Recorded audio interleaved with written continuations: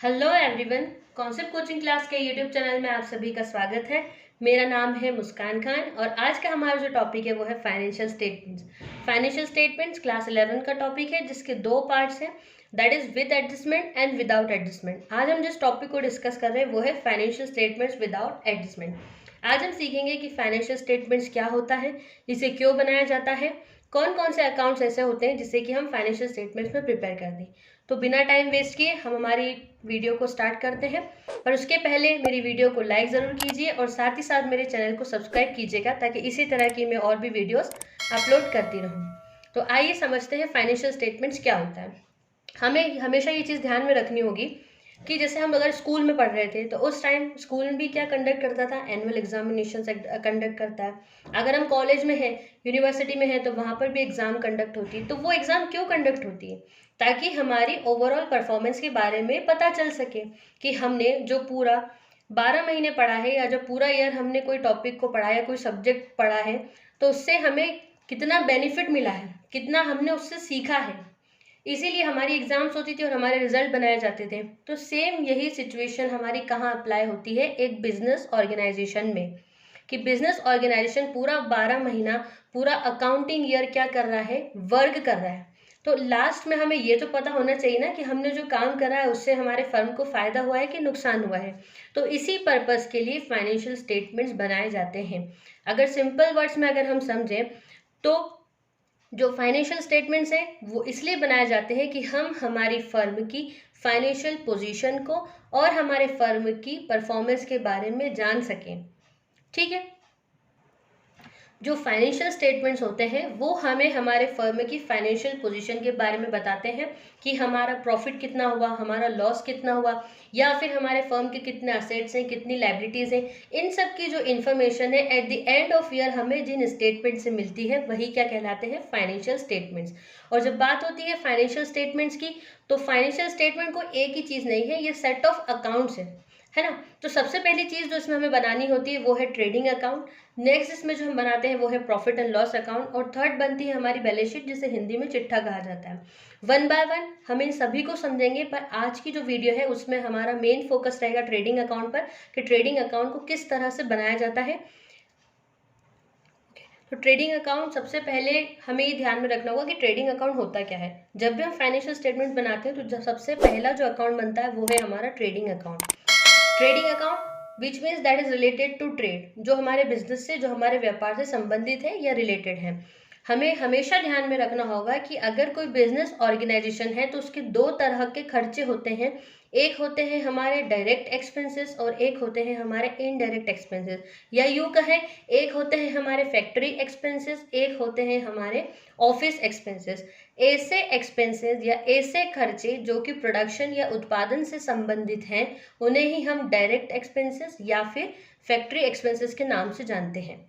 ऐसे एक्सपेंसेस जो ऑफिस से रिलेटेड है उन्हें हम क्या कहेंगे? ऑफिस एक्सपेंसेस या इनडायरेक्ट एक्सपेंसेस, या फिर ऐसा भी कह सकते हैं कि ऐसे एक्सपेंसेस जो प्रोडक्शन से रिलेटेड नहीं है वो कहलाएंगे हमारे इनडायरेक्ट एक्सपेंसेस। पर क्योंकि अभी हम ट्रेडिंग पढ़ रहे हैं तो हमें सिर्फ किन्हें देखना है? डायरेक्ट एक्सपेंसेस को, जो कि हमारे फैक्ट्री से या प्रोडक्शन से रिलेटेड है।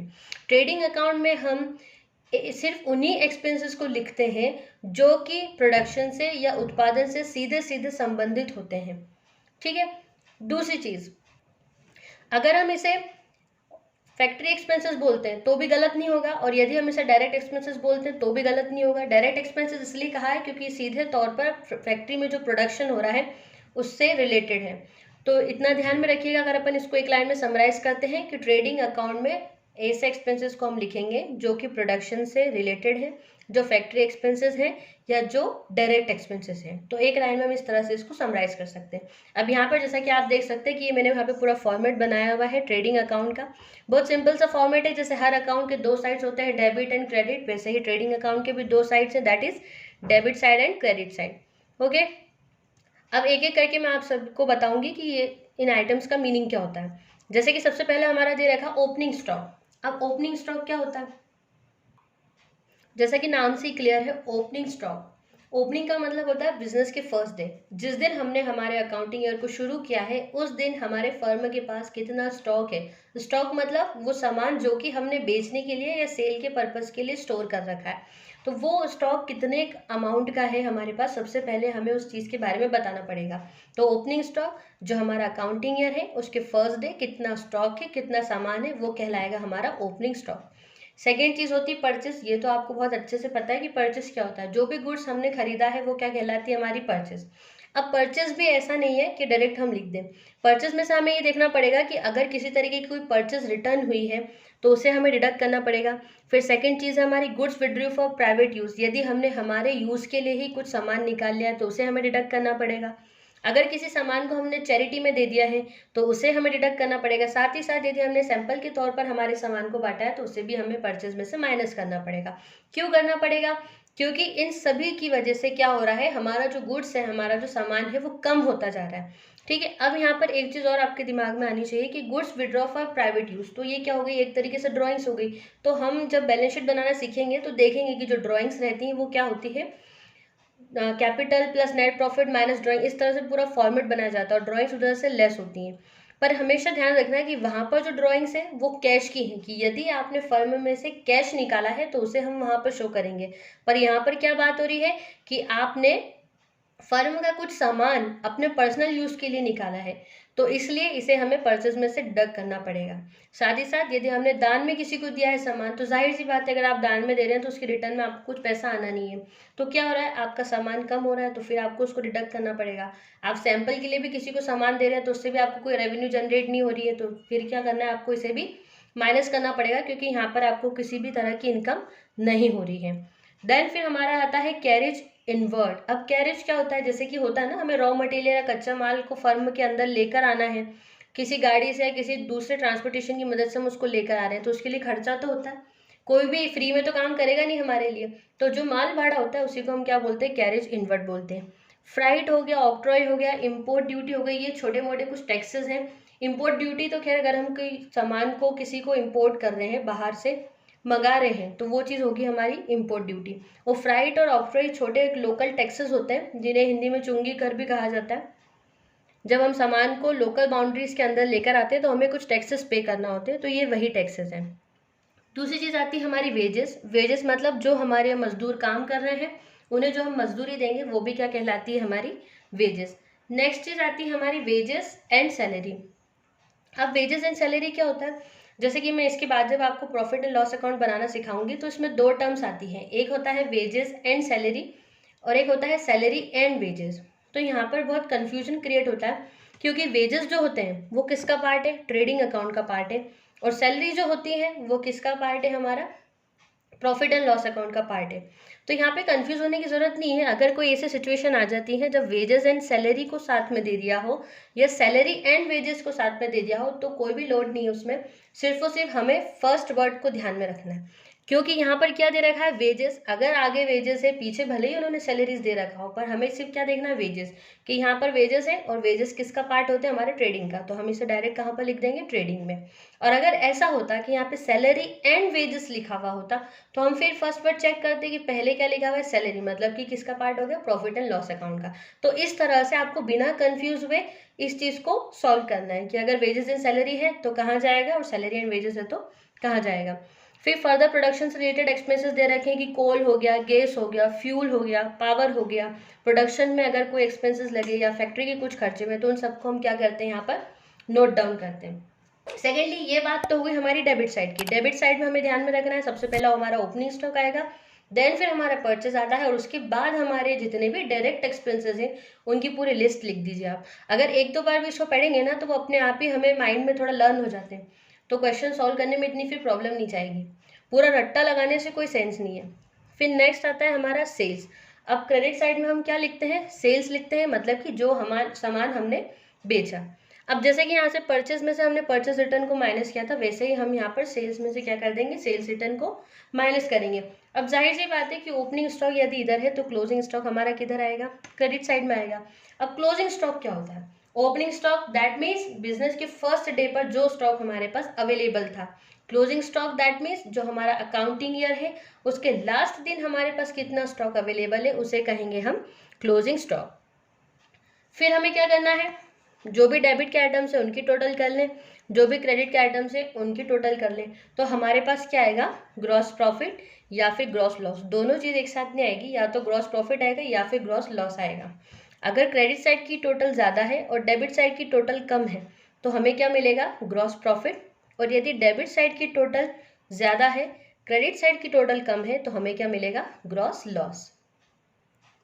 अब देखिए यहाँ पे मैंने एक छोटा सा क्वेश्चन लिया है जिसमें हमें सिर्फ क्या बनाना है, ट्रेडिंग अकाउंट बनाना है। ओपनिंग स्टॉक दे रखा है, परचेज एंड परचेज रिटर्न दे रखा है, sales and sales return, carriage inward, wages, octroi, fuel and power.